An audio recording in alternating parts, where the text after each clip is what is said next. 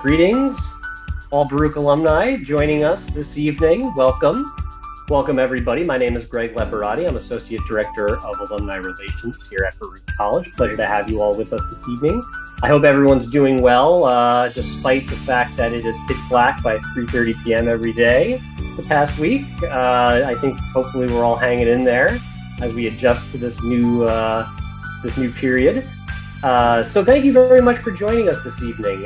Delighted to have you here. Delighted to have another financial literacy workshop with our friend Alan Chen, who has been such a gracious host of these events for the last few years.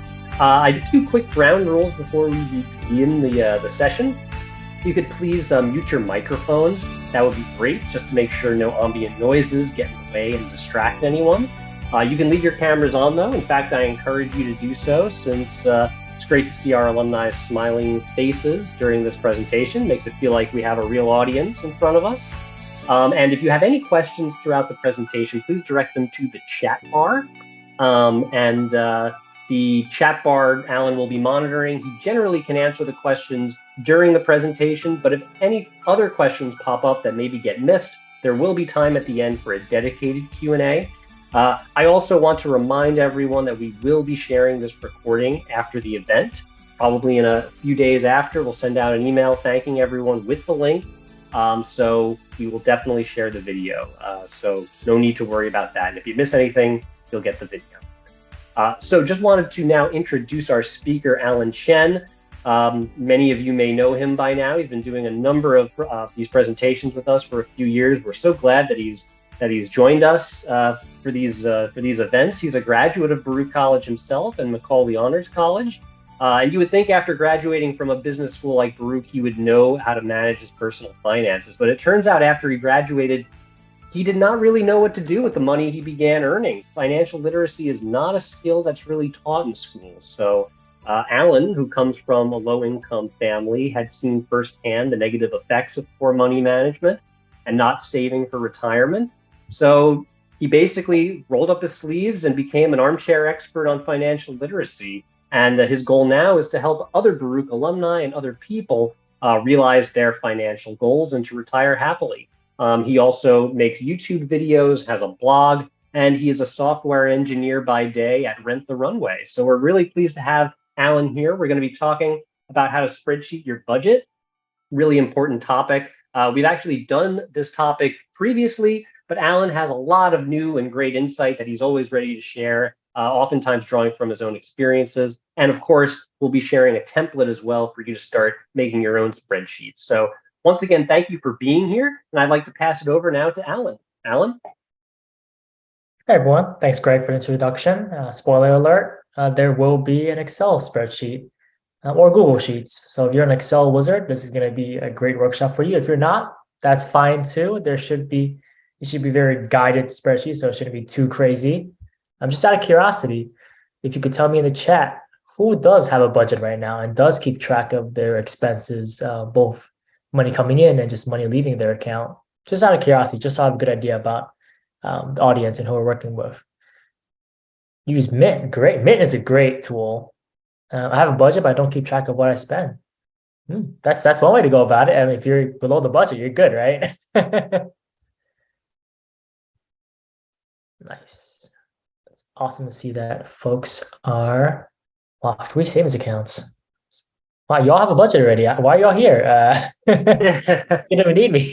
Well, they need to know how to optimize it, Alan. Yeah. Yeah, hopefully I can provide that.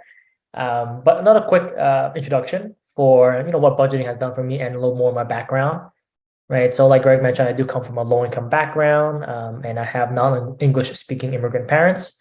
So what that really means is financial literacy wasn't a strong suit in the family, sort of wasn't passed down, something I had to learn by myself, with a combination of just talking to other people, other professionals, friends and family.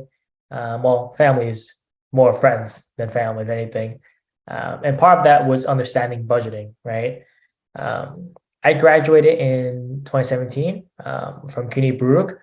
Prior to graduating, I didn't really budget, right? I had like an idea of how much I should spend just so I can either pay my tuition or buy textbooks, right? Budgeting wasn't top of mind just because I didn't spend a lot of money because I didn't have a lot of money. whatever was in my Chase checking account, well, that was it, right? If I run out, I got to figure something else out. And just give some statistics for what I'm doing with, with the spreadsheet and tracking everything and how I can basically have a goal around savings, right? So for 2021, I had a 21 savings rate, 20% savings rate. So, that's for many folks, for many Americans, that's actually pretty high. Most Americans don't reach that high. And hopefully having a spreadsheet will help you, increase your savings rate over time. And this is a rate that I got through with just, working through and really understanding where my money's going and how to save for it. But my 2022 goal is a 40% savings rate. Hopefully I achieve it. I'll find out in December. So soon enough, I'll know. Someone mentioned it's difficult to budget when you work on a straight commission. Yes, that is very difficult to budget or just like independent contractor work, or not having a steady income stream. It's much more difficult to budget with that. Rule of thumb from parents and grandparents. Sounds like there's more to that. Pay yourself first. Yes, that is a big one. This is like a mantra in the financial literacy community. And make sure to pay your bills first. Make sure to pay, your investments, your savings, your 401k. That's what usually pay yourself first means. And really follow that rule actually got me to buy my first home in 2021. Right, my parents are not homeowners. This is the first home in the family. And roughly it was like around a $400,000 condo. And obviously, as you know, 2021 was a great year to buy homes, and just because of low interest rates and whatnot. But you still needed a down payment, right? So that down payment was saved basically through just budgeting, right? Have an understanding of how much money I would have by the time I make my offer and close on my home, right? That's something that you really have to figure out before you get into the home purchasing game. Just because if you don't have money put for a down payment, it's not going to be a very attractive offer when you make your offer. All right, quick disclaimer.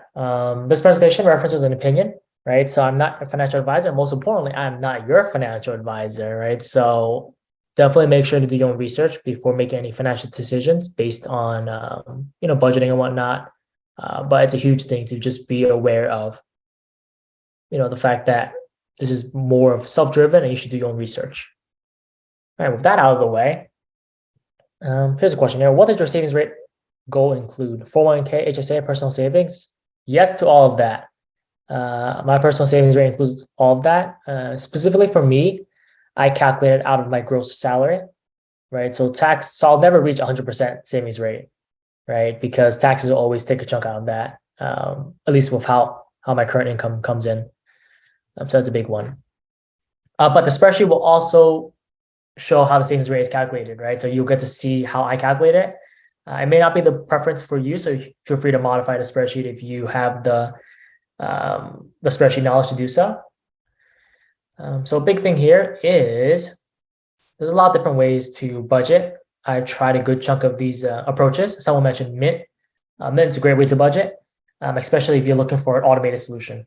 Right? In other words, you can connect your banking accounts and your credit card so that every time you swipe your card, Mint will basically record that transaction, how much it was, who the merchant was, and try to basically guess what it was spent for, right? Was it for eating out? Was it utilities? Was it for entertainment and so on? And that's, the beauty of Mint. You don't have to do anything. You just wait for the end of the day, and then all the numbers come in. You can see a nice, little pie chart and just have a good idea about where you're spending your money, right? The trade-off is that Mint is free, but they do have ads. And if you're looking for, no ads, but you're willing to pay, you need a budget is a great option, right? YNAB, a lot of folks recommend it. If you're not looking to pay for anything, but you also don't like giving up your read access to your financial accounts so that these companies can see what you have in your accounts, there's always the manual option, which is what I do. And that's using a spreadsheet, right? So using Excel, using Google Spreadsheets, which is free, right? These are great options, especially if you're trying to keep the data enclosed and just keep track of yourself. The trade-off is you have to do it manually. So that's work for some people and not work for others. But besides these, there's a lot of great budgeting apps out there. If you happen to be in a relationship, right, there's a lot of budgeting apps for couples as well. Just because, some folks have joint finances and it might make it easier if you have a single platform for that. All right, time to show some numbers for how I budgeted. So this is my budget, or really the amount of money I spent in 2020, right? So there's a lot of information here, and this is the actual money I spent, right, for some of these categories. And I'll walk through some of it in a little bit. But the idea here is that once you have all the information, you can sort of spot trends. You can just figure out, where this money is going. Is this per year? This is for 2020, right? So this is all my expenses for 2020. And I think it's fun to talk about money, but maybe not. You don't need to share your budget like what I'm doing, right? It's fun, but it's also very vulnerable, right? Just for people to see, hey, what's Alan spending his money on? Why does he spend $20,000 on transportation? What kind of transportation is he taking? But I'll dig into that a little bit. But I think it's important to just understand that, hey, you need to have all information to really have discussions and really understand, hey, where can I start saving money? Where's my money going? What is etc.? It's a great question. Etc. was the category I put down because I was too lazy to put up a category. So it's like miscellaneous, like various things that happen there.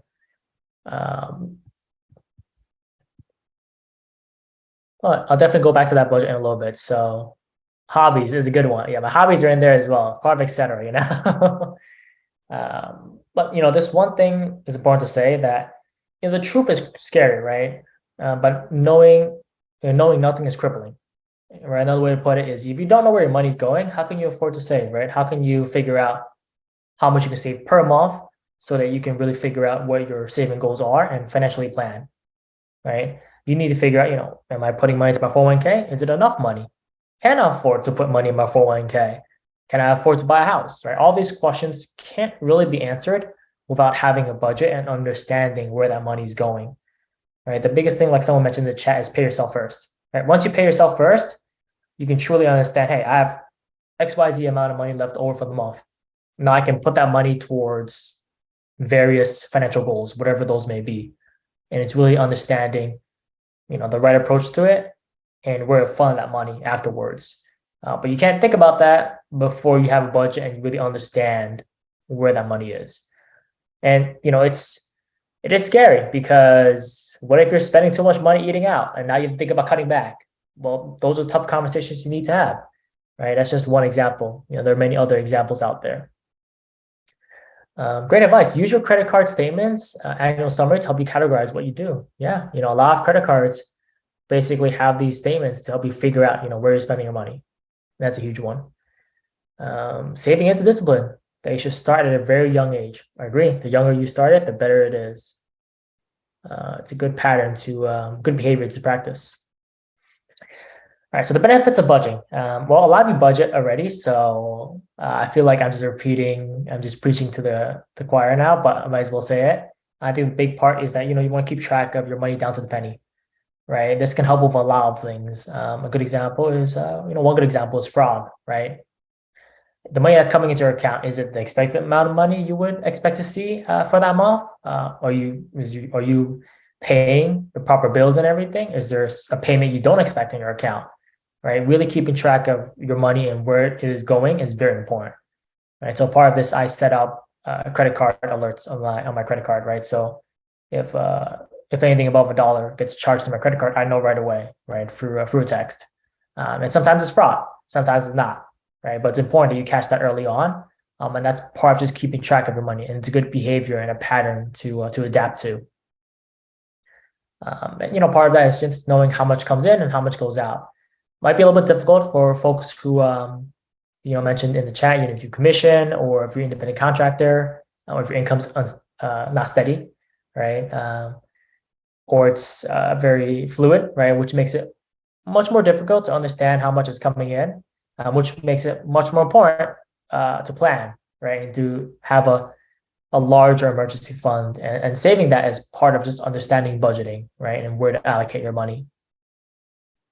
And lastly, I mentioned this before already, but it allows you to prepare and invest and plan for the future, right? Knowing where to put your money afterwards, after budgeting, is vital as well.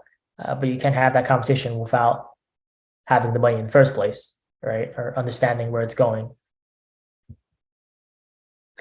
Right. So there are some rules that folks follow for budgeting, and I'm curious if folks follow this rule, follow all the rules. Feel free to throw in the chat if you follow a specific rule around budgeting. If it helps you out, I'm sure it'll help others out as well. So big rule here is the 50-30-20 rule. And basically what it means is that 50% of your needs 50% will go to needs, right? So examples here include mortgages, rent, groceries, and monthly bills. You got to eat, you got to have a roof over your head, right? Those are important. You can't really go without those. And then 30% are wants, right? So these can be your electronics, this can be eating out and vacations. You don't need to do it, but ideally it would make your life better if you had money to spend on them. And finally, 20% on savings and debts, right? So this is for student debt, investing, retirement, your 401k, right? And really it's like splitting it up to these 3 buckets. The most important thing to remember is that everyone's needs, wants, and savings and debts are different, right? So just because it's a need for someone doesn't mean it's a need for everyone else. That's something important to keep in mind as we go through this. And then next up here is that there is a rule that unfortunately doesn't apply if you live in New York City or any high cost of living area, but still a good rule to keep in mind, right? So there's an idea called the rent or mortgage 30% rule. And the idea behind it is that no more than 30% of your monthly gross income so that's before taxes, right, is spent on housing. And so 30%, seems like a low number in many aspects if you live in New York City. And very difficult to do, right? So high cost of living city is going to break this. I've seen people spend upwards of 50% in New York City. Is that a crazy number? Well, it depends on where you're living and what your income is. I'm surprised that some folks are able to make a minimum wage and still live in New York City, right? It really depends on where you are and how you budget, right? But just because you are minimum wage and you live in New York City doesn't mean you have money to spare, right? You might not be able to save for your 401k. You might not have savings at all, right? Which is difficult. Yes, rent control is an answer for some folks who are lucky enough to have that, right? But it's definitely tricky. Yeah, everything's so expensive right now. Exactly. Inflation, you've seen the headlines. Inflation is like crazy. And this includes rent, right? So an example here is if your monthly gross income was $3,000, that means you have a $900 limit on spending, right? According to this rule, roughly, right? So $900, pretty impossible, right? For folks to fit this rule, most of the time you have to have roommates, especially in New York City. So a huge one, definitely a rule, but like I said, it's a rule, but there are exceptions, right? And if you happen to live in a place of an exception, it is what it is. So just because a rule exists for it doesn't mean you have to confine yourself to that rule when it comes to budgeting. Just be aware of it, acknowledge it. Or maybe the answer is to make more money, and that will make it easier, right? As long as you have an idea about where your money's going and you avoid lifestyle inflation, right? That's a big one. The more I make, the higher are my wants. Yeah, yeah. Try to avoid lifestyle inflation. At least as much as possible, right? And obviously give yourself some leeway, but that's why it's so important. The 50-30-20 rule kind of molds to that, right? The more you make, your wants kind of grow in line with that. So that's something to keep in mind for what rules might work with your lifestyle. All right, here's a good one. Start your financial goals. Now, this is a big one because people have such a tough time budgeting, right? Or they do budget and then it comes to the end of the month and they're like, should I eat out? Should I not eat out? But then you want to eat out, right? So you end up eating out anyway. So it really comes down to how do you stay motivated, right? For me, the way I approached it was I started with my financial goal, right? Where do I want to be, right? Do I want a house? Or do I want a family, right?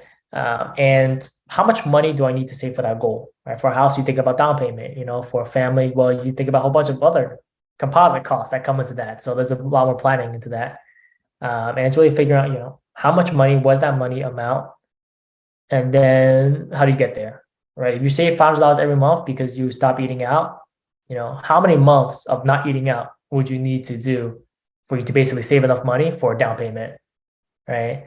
And it's asking these questions, or you could ask the other question, right?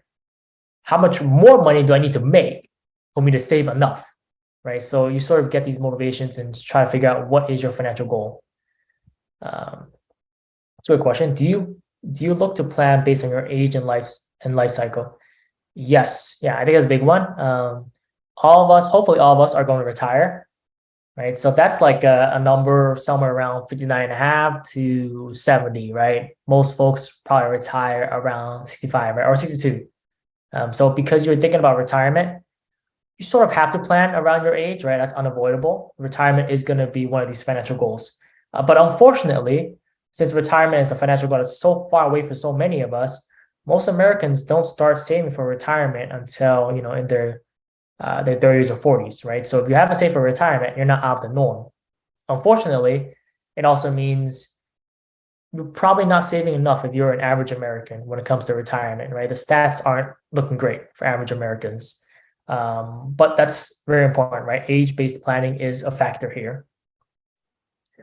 And then, once you have your goals, it's really about figuring out, hey, where can I make more money? Where can I save and invest more? And where can you cut? Right? You might come to the conclusion that, hey, I am operating, saving as much as possible and not spending anything, right? All my wants are gone. Then begs the question, how can you make more money so that you can save more? Right? That's where you have to think about pushing yourself. Budgeting can only do so much based on how much money you make, right? It's not, you can't budget to achieve all your financial goals, but you can achieve a good chunk of them. What's the average age to start thinking about investing in retirement? Probably today. Today's a good time to think about your retirement. Most folks will start in their 40s though, or their 30s. But I think the earlier you start, the better, just because of compound interest over time. The earlier you start, the less you have to save to basically grow your retirement fund, right? And I can show folks just an investment calculator towards the end of this, just to give you an idea about the difference in when you start saving, right? The earlier you start, the easier it is to grow your money over time, because time's a huge factor when it comes to growing your wealth. Yeah, saving as much as possible is too open. It needs to be specific, right? So it becomes a little tricky with retirement, right? Because how do you know how much you'll spend in retirement? And that's something that we can talk more about if folks are interested in, but it's a huge thing. But yeah, having a very pointed financial goal is important here, right? Your home purchase, think about your down payment, your wedding. How much is the wedding? 20, 30K, right? How do you save for that? If you do a career change, right? If you're thinking about maybe you want to, usually I use getting into tech as an example, but tech, this past year has been right. But if you were to do a career change, right? If you went back to grad school, right? How much would grad school cost? Retirement is another one, a little more vague for most folks, just because the number is further away. It's more difficult to narrow down how much you need to save. Vacation, another good one, or emergencies, right? Having an emergency fund, which most folks will put around as 3 to 6 months of living expenses, right? Maybe more now, considering that inflation is much higher. So maybe edge towards 6 months, but 3 to 6 months is usually the recommended amount. Yeah, compound interest is the 8th one of the world. Let's see here. All right, so if you come to your budget and you're like, hey, I have all the numbers, what am I doing now? Well, the big thing here is to spot the patterns. Great question. What are emergencies? Well, the biggest one is a medical emergency, or I guess the top of mind for folks right now is job loss, right? We are maybe could be in a recession soon. So that begs the question: if you lose your job and you have no income coming in, can you pay rent? Right? Can you still eat? So that's a huge one, and probably the most common example of an emergency. So if you have 6 months of living expenses, you have 6 months of trying to find a job. Speaking of recessions, how long do you think it will last?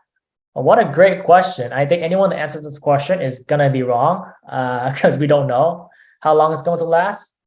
Um, Job loss. I'm sorry to hear that you lost your job. It's tough out there for folks. It's like layoffs are everywhere. Um, but hopefully, folks do have an emergency fund, or can start thinking about it for next time around, right? So it's tough. But yeah, recessions is looming overhead. Some people say it started. Some people have said it hasn't started, right? So it's hard to say where we'll end up in, by the end of the year or next year. But yeah, once you have all of your numbers, you can start thinking about patterns, right?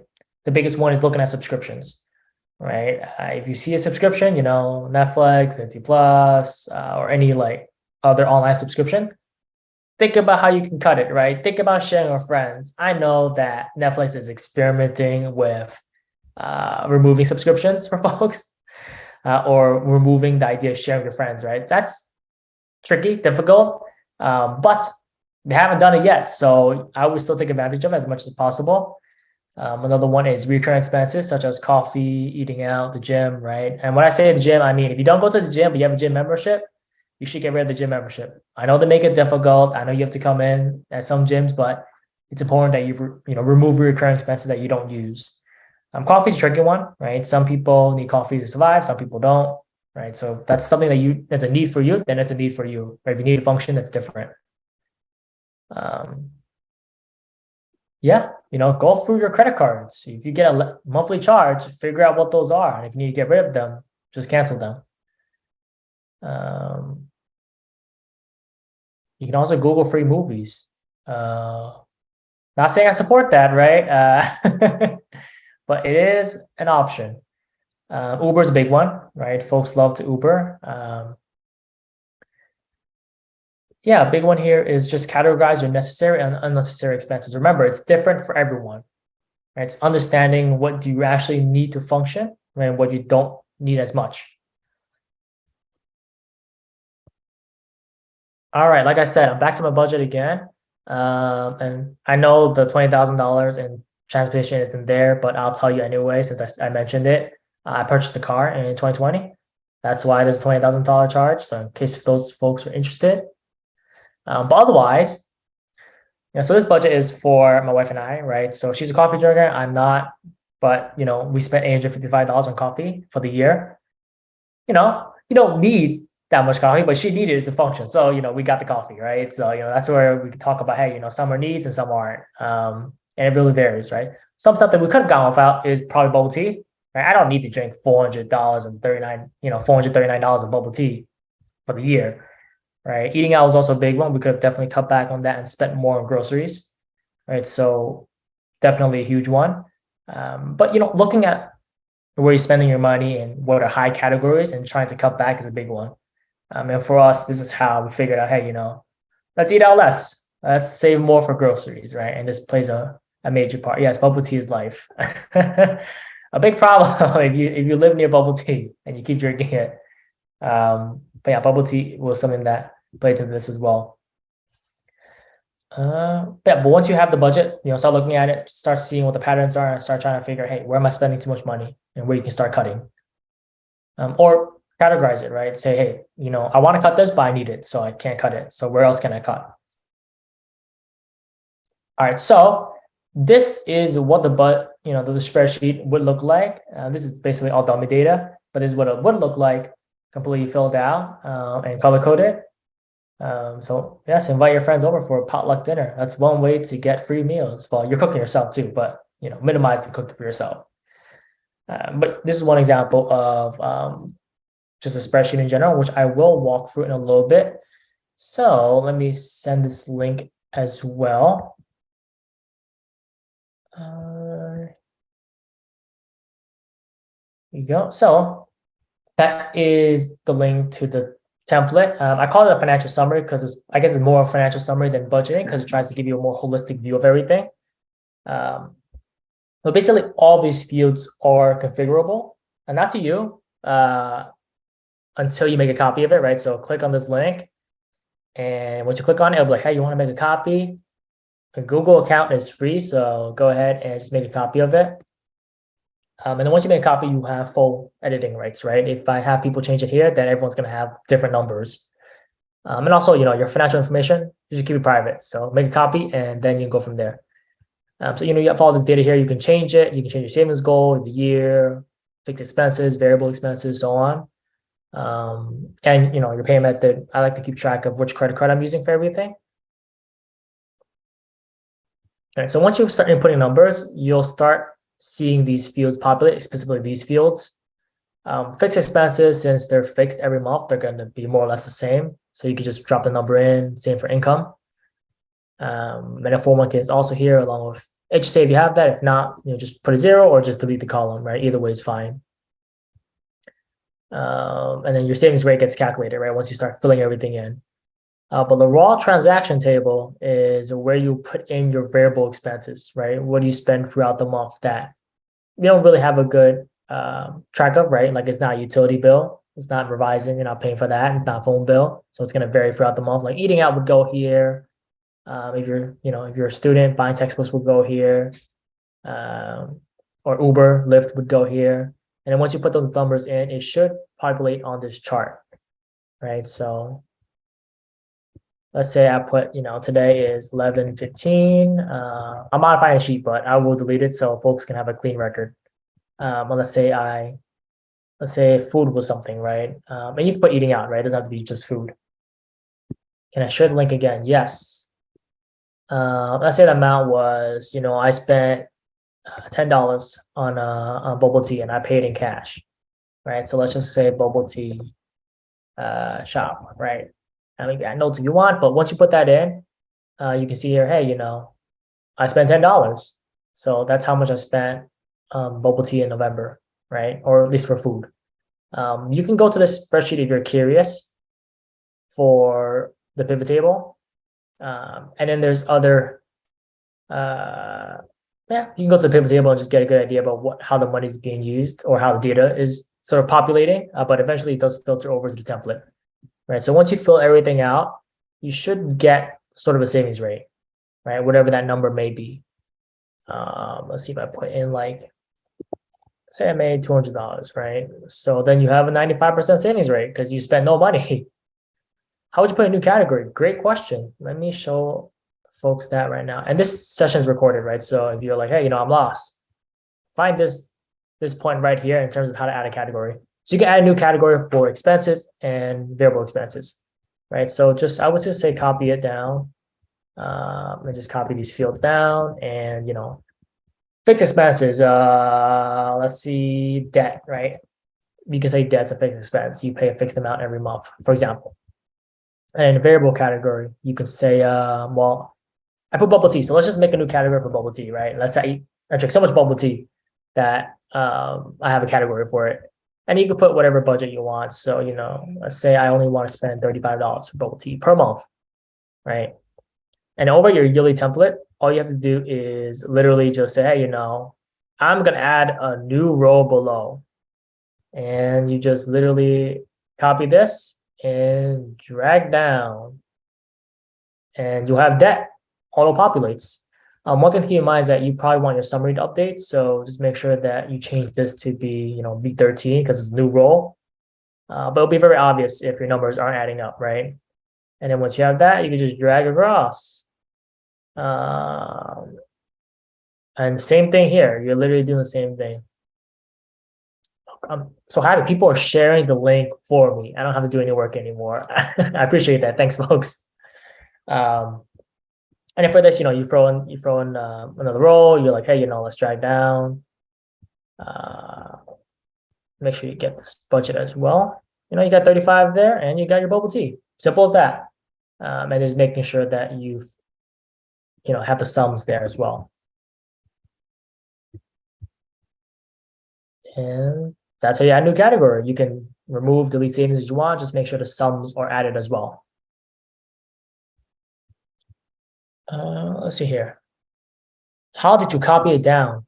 Great question. So the way I copied it down is you just, highlight all these cells. And you see this little blue square here. You click on it and you drag down and it copies down for you. Right. So not too crazy. But yeah. Great advice from folks in terms of how to copy down. Let's see.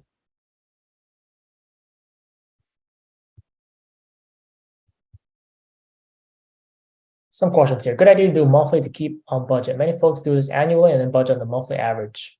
Yeah, no, I definitely agree. You want to be proactive rather than reactive when it comes to budgeting, right? If you find that, hey, in the middle of the month, you're spending too much money, I hate to pick a bubble tea, but that's what I'm paying money for. So if you see you're spending too much money eating out, right, then you're like, hey, maybe I shouldn't eat out as much for the rest of the month, right? So remember, budgeting is about being proactive.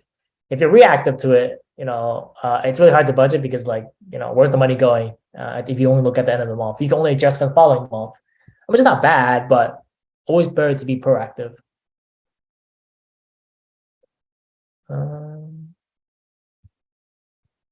Yeah. Can you review gross income? Are you factoring net pay? Yeah, great question. So I put gross salary, but gross income is a good term as well. But yeah, so I would put in my gross income, and I consider taxes to be a fixed expense, but obviously can vary based on income thresholds and how taxes work. Especially if you get a pay raise, right? It'll look different from month to month. So the way I calculate savings rate is basically all of these are considered expenses, right? My taxes are considered expenses to me.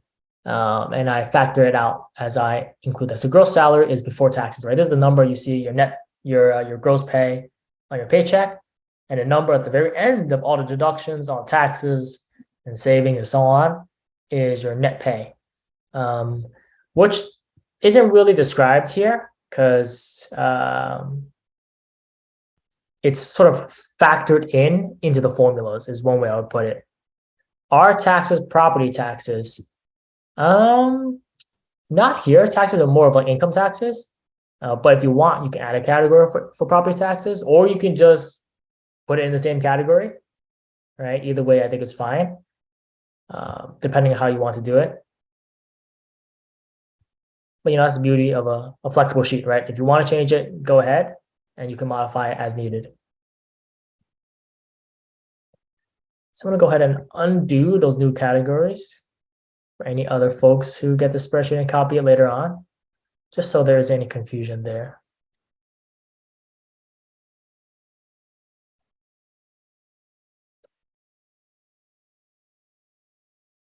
Yeah, property taxes can be added to the mortgage cost. Yeah, so the way I do it is I have an escrow, right? So my escrow takes care of taxes for me. So at least takes care of my property taxes for me. So I have it as a different category altogether. If you don't have a mortgage, then yeah, it depends on how you want to categorize it, right? It could be part of taxes, or you can just pop in a new category called property taxes. How do you account for FSA, transportation, childcare, and where it comes out of gross, but you pay from that account? Yeah, that's a little tricky. I don't account for it in these cases, right? Really, when I account for it, it's more of a negative on the account than anything, right? So I like to make a note of it, right? In terms of so that's why the note section is so important, at least for me. If it's coming out and being paid for by the FSA, I put it here. But at the same time, it's kind of hurts your savings rate. But also if it's being paid for with money you saved, not a big deal as long as you account for it. And I think the big thing here is that you're the one looking at the template, and you're the one who understands. Hey, for the month of June, I spent a chunk of money, but it all came from HSA, so that's good on me for savings, right? Or if you have an emergency fund, right? Same idea here. I see there's a line for health insurance. Are you including employer-funded health insurance you sign up for with or for your employer? Yeah, so I put health insurance here as it's more of a line item for my paycheck, right? So it's the amount that I pay for health insurance. I would drop it in here as well.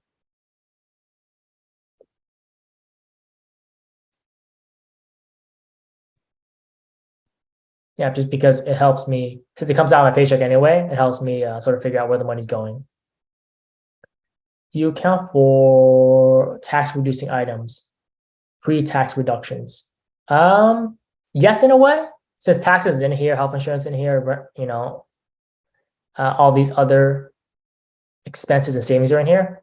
Ideally, if you were to run these numbers, you should get the same net pay that you see on your paycheck, right? Did you mention that you use gross or net income for this budget? I use gross. I use gross income for this budget. I use, oh, didn't mean to stop sharing. Let me share that again. But I use gross because a big part of it is really understand, for me, the big part of it is really understanding where my paycheck is going, even if it includes taxes, health insurance, and so on, right? It may not change from month to month, but understanding where that money is going is very important to me. And in case if payroll makes a mistake, right, I can catch it, right? Versus just say, hey, my net pay is there, so it looks accurate to me. But yeah, payroll deducted expenses are in there as well. Yep. Cool. Yeah, so definitely check out the link, copy it. If you have questions, reach out to me and ask me. Where do copays go? They go, I personally put them into variable expenses, so I put them under health. But depends on what category you want to go with. All right. Okay, so we're nearing the end, but I just wanted to let folks know that I do have financial literacy coaching sessions, right? These are free 30-minute sessions where I talk to you about your financial situation and answer any questions you might have. Right, a good question that some folks have asked is, how to use a spreadsheet, Alan? And I walk through folks through it, right? Or help them modify it as needed. Always happy to chat. And like I've emphasized for many folks who have attended my session already before, I will emphasize again. These aren't workshops, these aren't financial literacy coaching sessions where I say, hey, your free 30 minutes is up, so now I'm going to charge you. They're always going to be free. The challenge is just finding time on the calendar. And since we are near holiday season, it's a little bit more difficult to find time. But if you book, it's better to book now than book later. So let me share that link in the chat. But yeah, as you can see, there's no times in November because it's holiday season, but there's times in December. So feel free to book some times there. And I'm always happy to chat with folks. And if you find that, hey, none of these times work, shoot me an email and we'll work something out. It's not a big deal.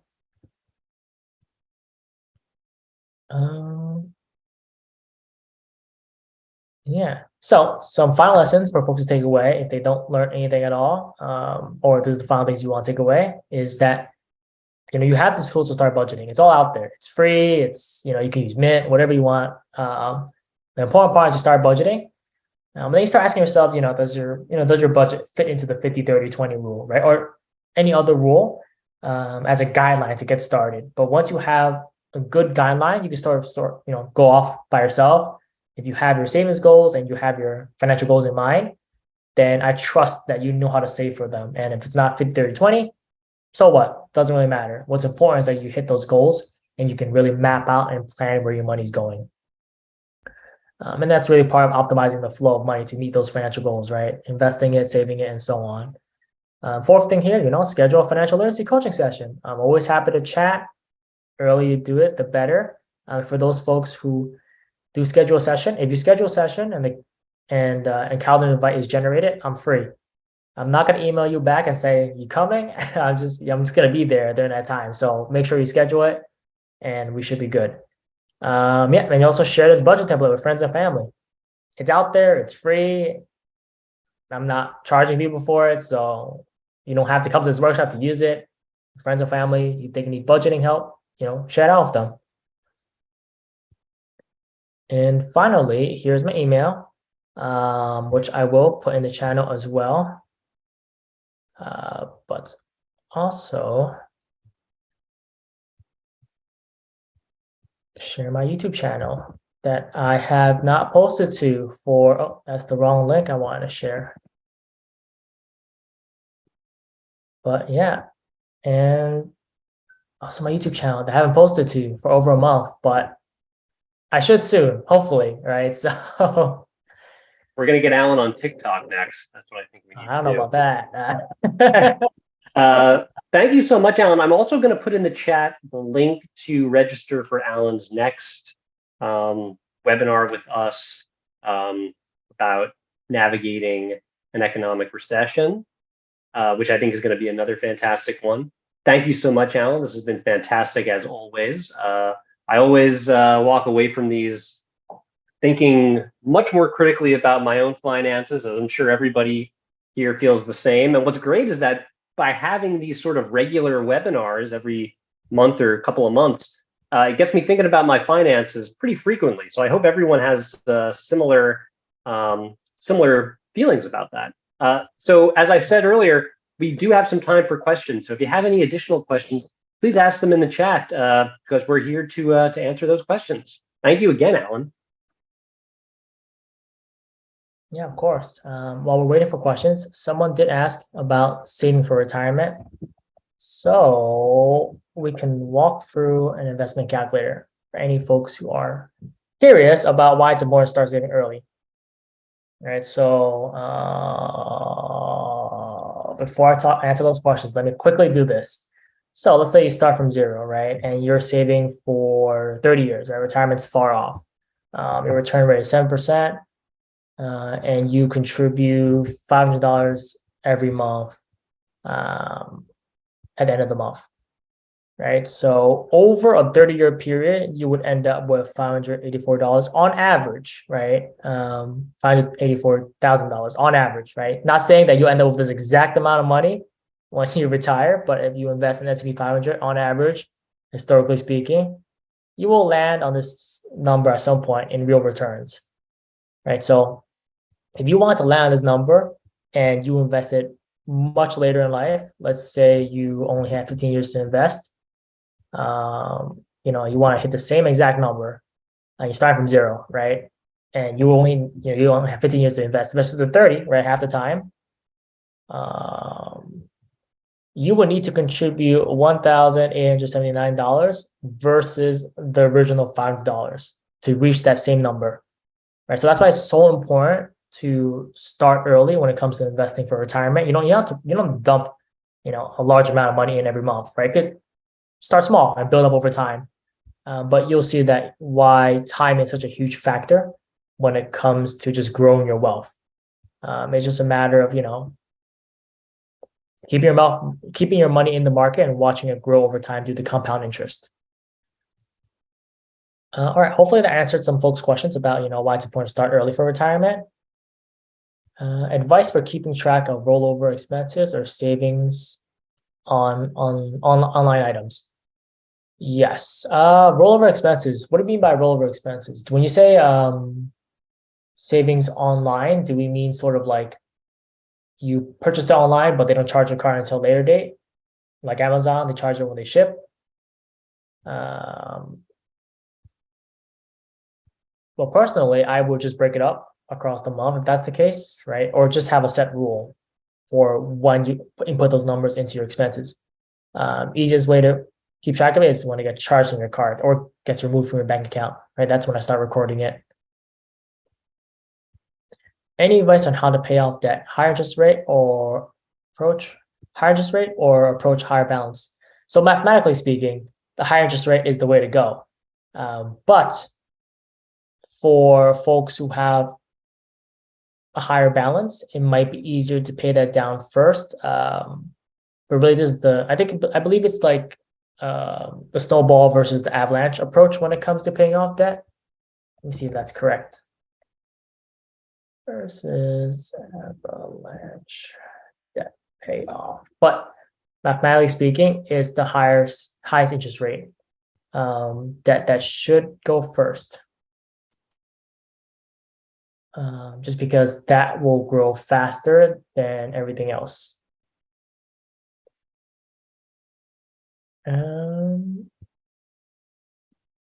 Debt snowball calculator. I'm trying to see if there's a good example of a calculator to use. It's not bad, But sort of calculators like these, right, would, well, this is Avalanche only. I mean, it has a lot of information. So definitely check out stuff like this calculator to understand which one it is. Yeah, Jason, great advice. Highest rate first, then the next highest. Mathematically speaking, that's the way to go.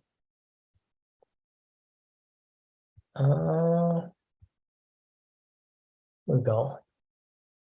Is there significance to the grouped roles in the raw transaction worksheet? Yes, the grouped roles. Yeah, so the group roles are, it was just an easy way for me to basically populate the data with a $0 amount, so we wouldn't get any bad values, right? So if I removed it, we would get like errors in the spreadsheet. At least that's why I have it there, outside of making the formula more crazy, right? So the formula, as you can see, is pretty crazy already. I could account for that error, but didn't seem like it was worth it at the moment. Any seminars on how to read my 403B? Oof. The answer is not right now, but could be in the future. But I think definitely if you are encountering confusion with your 403B, try reaching out to the person who manages your 403B, right? Or seeing if your company has a financial advisor to work with. I think that's the biggest thing. I find that 403Bs are very similar to 401ks, but you definitely want to have a good understanding of the differences and anything specific to a 403B. But if you want me to take a look, you want me to research it, feel free to schedule a financial literacy session. Happy to go over your 403B. I've looked over some folks 401k before, and it can be confusing. And I might do some more research before getting back to you, but it's not a big deal. But that brings up a good point, Alan. We are always eager to hear anyone's ideas or suggestions for future topics to cover with these webinars. We're open to lots of ideas and suggestions, so feel free to reach out with any additional ideas if anyone has topics they'd like us to explore. Yeah. I think the next question is for you, moderator. You want to address? Yes, absolutely. You can totally share that opportunity, Christina. Feel free to do so in the chat. I think if anyone is interested in that, by all means, be very nice. Yeah. Yeah. Retirement is only one goal. There's plenty of other goals. So, if retirement is too far away for you, you need something easier to just get started in the budgeting game, go for it.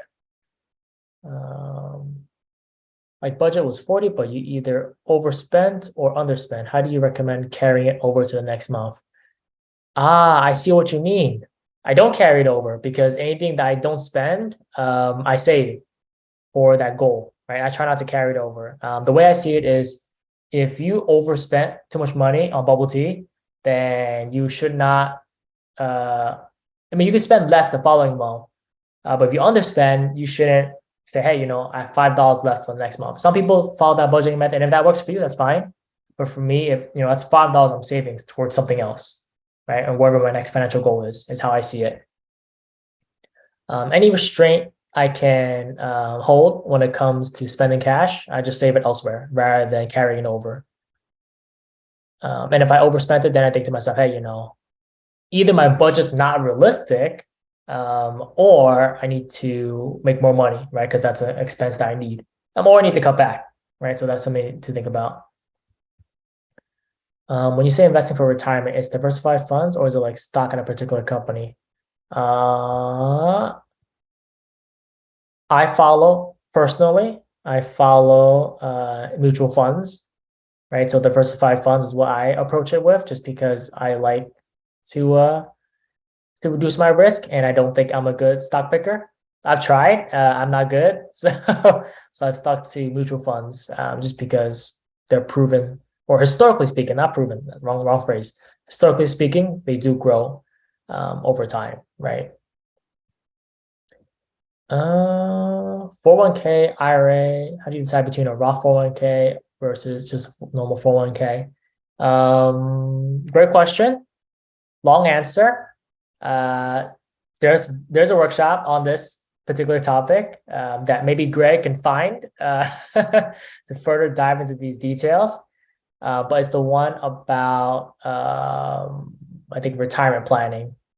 or Yeah, which one was that, Alan? Sorry, I was we answering a chat and I missed that. That's good. We can talk more after, and we can send it out along with everything in the details for the workshop. But there is a workshop around it. But the general gist of it is, if I explain it really quickly, I'm gonna gloss over details. But the general gist of it is that a Roth, any Roth account, you pay taxes upfront, so then you can withdraw it, tax free later on. Traditional accounts, or normal 401k, you defer taxes to be paid when you withdraw the money later on, right? So you take basically a tax benefit now. And the real question is basically, is my tax bracket higher now or later in retirement? And for most of us, the question is, well, for most people, their tax bracket tends to be lower in retirement. But the real answer is, I don't know, because tax brackets change over time due to political economic reasons. So most folks, or a good chunk of folks, have both a Roth option and a traditional option, right? So personally, I just have a 401k with a Roth IRA. And the way I see it is, I diversify my tax risk, right? Because we don't know where taxes will be in 30, 40 years time, or 20 years time. It's important that we hedge our bets when it comes to taxes.